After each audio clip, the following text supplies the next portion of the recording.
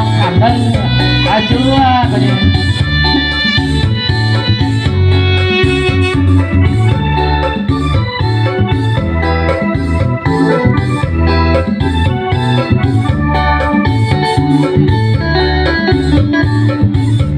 เป็นเมียในบ้านจงควัน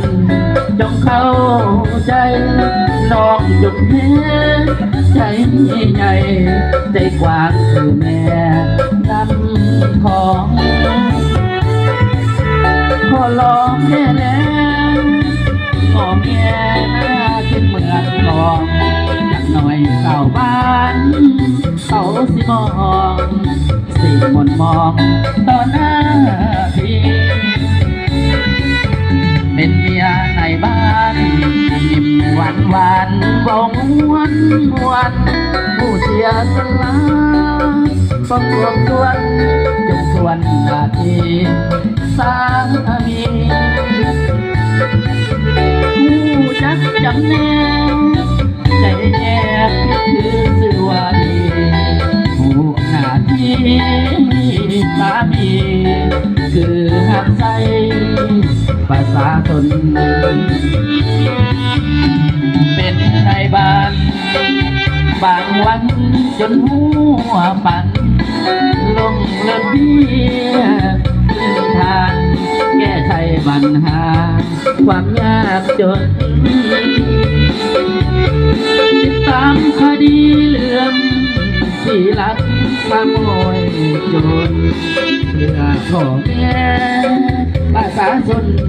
ต้องสู้อดทนเห็นตามหน้าที่เป็นเมียในบ้านจงควันจงเข้าใจป้องกันก้องปัญใหญ่ขึ้นไว้จนแก่เหตุร้อนหน้าที่อย่าไปใจน้อยว่าหัวลอยไปแนวพอดีหันใหญ่หันน้อยบอกเคยมีหัวทำหน้าที่บอกเคยน้อยใจ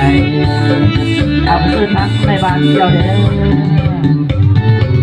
เอาเกี่ยวเอาสุกเอาใส่กันแล้วกันเนาะ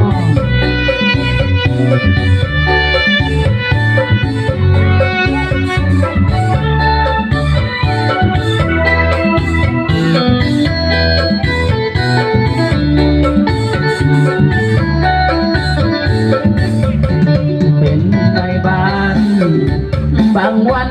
จนมัวปั่นลงเลิกเบี้ยพื้นทางแก้ไขปัญหาความยากจนติดตามคดีเรื่องที่ลักขโมยโจรเพื่อพ่อแม่ประชาชนต้องสู้อดทนเฮ็ดตามหน้าที่ถ้าเป็นเมียในบ้านจงวันจงเข้าใจน้องจงเห็นใจใหญ่ใจกว้างคือแม่น้ำทองอย่าไปใจน้อยว่า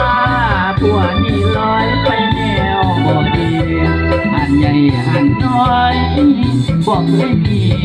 ผัวทำหน้าที่บอกเคยนอกใจเอาเกี่ยวเข้าไปแล้วกันเด้อเฮ้ยเอา2 รอบซ้อนบอกว่าในบ้านค่ะ